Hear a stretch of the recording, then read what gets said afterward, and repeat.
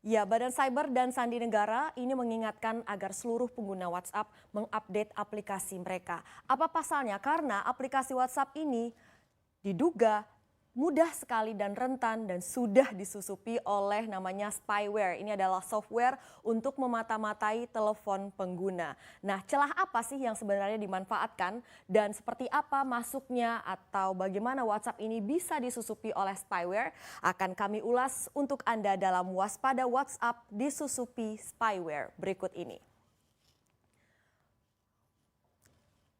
Ya, apakah misalnya Anda masuk dalam 1,5 miliar pengguna WhatsApp di seluruh dunia? Ini WhatsApp adalah aplikasi messenger atau aplikasi chatting yang paling populer di dunia saat ini ya. Tapi sayangnya ada celah yang ternyata membuat kita sangat rentan. Telepon kita bisa diintai lewat sebuah kelemahan yang terdapat dalam aplikasi WhatsApp.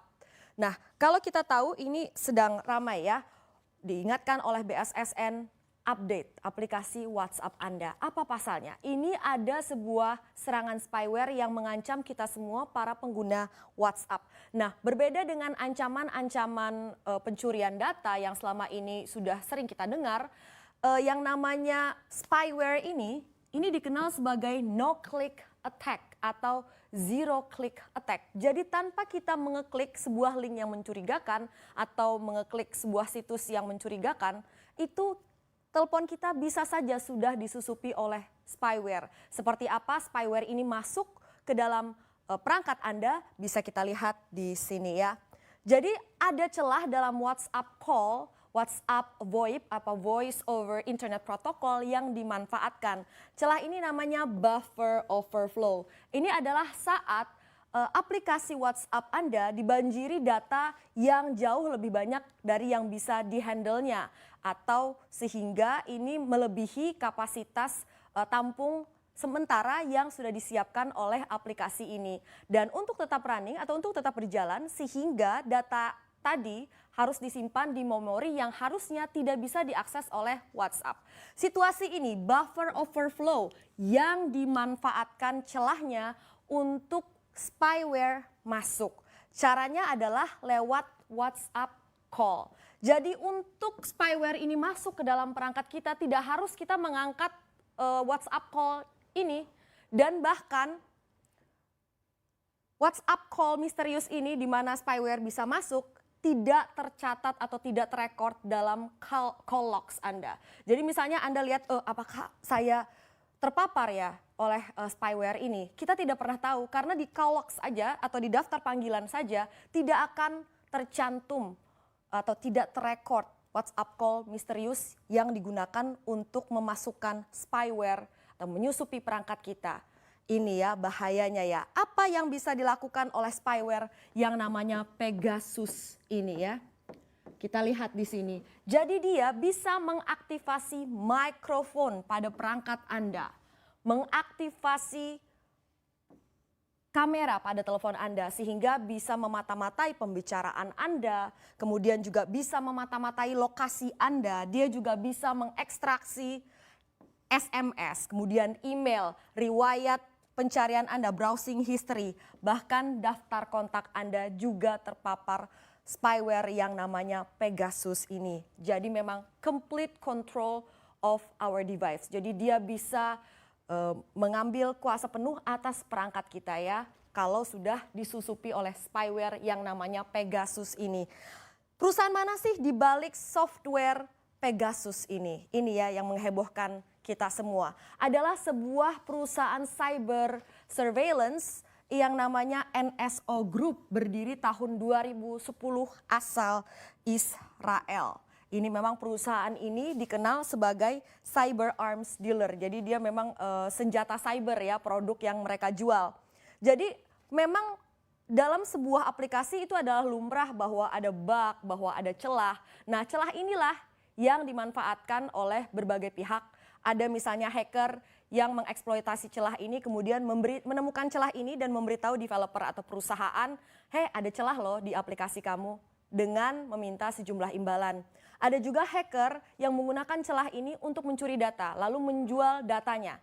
Ada juga yang mengeksploitasi celah ini dan menciptakan sebuah produk mengeksploitasi kelemahan dalam aplikasi ini. Inilah yang dilakukan oleh NSO Group, menciptakan produk dengan mengeksploitasi celah pada aplikasi WhatsApp. Namanya software atau spyware Pegasus ya.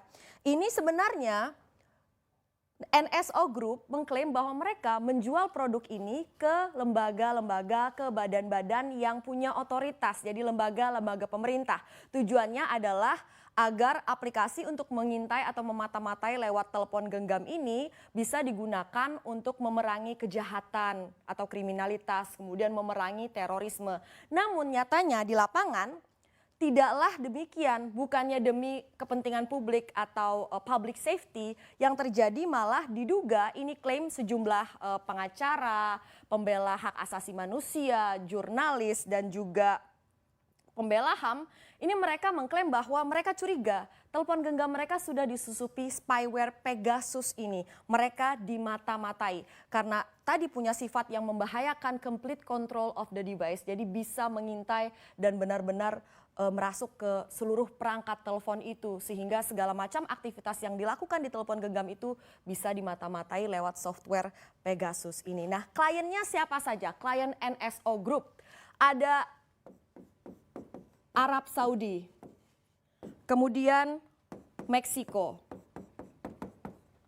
Bahrain, dan Uni Emirat Arab.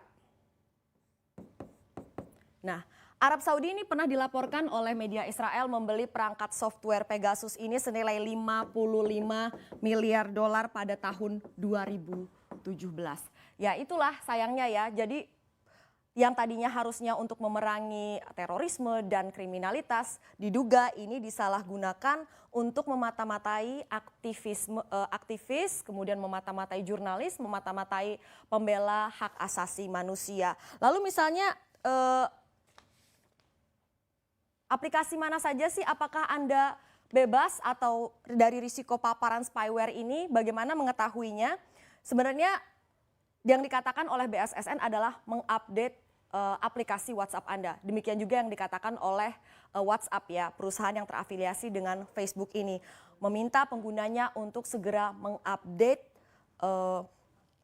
aplikasi mereka untuk menghindari paparan risiko spyware. Kita lihat ada sempat ya yang berkata bahwa saya kayaknya akan pakai WhatsApp bisnis aja, kayaknya tidak terlalu rentan terhadap aksi penyusupan oleh spyware ini. Ternyata tidak ya kalau kita lihat data dari sini. Jadi untuk WhatsApp yang Android ini versi sebelum versi 2.19.134 itu berisiko terpapar spyware. Kemudian WhatsApp Business for Android ini versi yang sebelum ini ya, yang sebelum versi 2.19.44. Kemudian WhatsApp for iOS yang terpapar adalah, beresiko terpapar adalah versi yang sebelum ini. Sebelum versi 2.19.51. Kemudian WhatsApp Business for iOS ini adalah versi yang sebelum versi ini. Versi 2.19.51. Kemudian untuk Windows Phone ini WhatsApp yang terpapar adalah versi yang sebelum ini. Versi 2.18.348.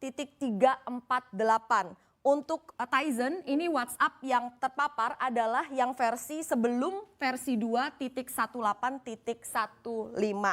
Nah, bagaimana mengetahui apakah aplikasi Anda sudah update atau belum? Kalau Anda pengguna Android, Anda bisa ke Play Store, bisa tab bagian apps and games, kemudian lihat apakah aplikasi WhatsApp Anda ada tulisannya open atau buka. Kalau demikian berarti sudah update. Kalau misalnya untuk iOS Anda bisa buka tab bagian updates, apakah ada dalam list itu aplikasi WhatsApp dengan tulisan open. Kalau sudah berarti sudah update ya. Jadi memang ini semua operating system tidak bebas dari bahaya paparan spyware. Demikian ya. Kemudian WhatsApp sendiri mengatakan, seperti apa sih respon dari WhatsApp? WhatsApp mengatakan bahwa serangan ini targeted a select number of users. Jadi menargetkan segelintir pengguna WhatsApp dan dilakukan oleh an advanced cyber actor. Jadi adalah aktor cyber yang sudah sangat lihai ya. Dan ini dia yang dilakukan oleh WhatsApp. Memperbaiki celah dengan meluncurkan versi terbaru dari aplikasi ini. Kemudian tadi sudah dilakukan dengan mengupdate aplikasi terbaru dan meminta seluruh penggunanya 1,5 miliar pengguna WhatsApp untuk mengupdate aplikasi mereka menjadi versi yang terbaru. Tapi sayangnya ini WhatsApp tidak mengungkapkan berapa jumlah orang yang menjadi korban dan handphonenya sudah disusupi oleh spyware. Kemudian WhatsApp juga tidak mengungkap berapa orang sih a selected number itu, segelintir orang itu ada berapa sih sebenarnya yang ditarget oleh serangan spyware ini. Kemudian juga tidak terjawab apakah saat pengguna sudah mengupdate aplikasi mereka, ini berarti spyware yang misalnya sudah terlanjur masuk akan dihapus atau akan hilang dari perangkat itu. Dan kemudian apa saja yang bisa dilakukan spyware ini jika mereka sudah memasuki atau menyusupi perangkat melalui aplikasi ini tidak diungkap oleh WhatsApp secara clear. Kemudian WhatsApp juga tidak menyebut secara terbuka apakah yang dimaksudkan mereka dalam rilis adalah NSO Group gitu, perusahaan asal Israel itu di balik serangan spyware ini. Jadi meskipun WhatsApp mengatakan aman, ada end-to-end encryption, nyatanya tetap saja tidak ada yang benar-benar 100% aman dari bahaya disusupi spyware. Kasus ini adalah contoh nyatanya. Dan kemudian kita lihat selanjutnya statement dari NSO. Kita tahu NSO Group, perusahaan asal Israel ini saat ini tengah menghadapi gugatan hukum dari Amnesty International. Nah, Amnesty International juga menuntut agar Kementerian Pertahanan Israel ini melakukan pelarangan bagi NSO Group untuk mengekspor produk software Pegasus mereka. Software yang digunakan untuk serangan spyware ini ya. Dan kemudian tanggapan dari NSO Group atas kejadian yang menghebohkan masyarakat ini adalah dia menyebut bahwa NSO would not or could not use its technology in its own right to target any person or organization. Jadi dia menyebutkan dia tidak menggunakan teknologi ini untuk kepentingan pribadinya untuk menargetkan orang tertentu atau organisasi tertentu. Jadi semacam kalau bisa kita katakan lepas tangan atau cuci tangan ya, bahwa mereka meng-create software ini, spyware ini, tapi mereka tidak menggunakannya untuk kepentingan pribadi. Jadi kalaupun misalnya ada aktivitas menyusupi perangkat atau memata-matai perangkat tertentu, itu berarti menurut NSO adalah dilakukan oleh kliennya atau pembeli produk mereka, bukan NSO.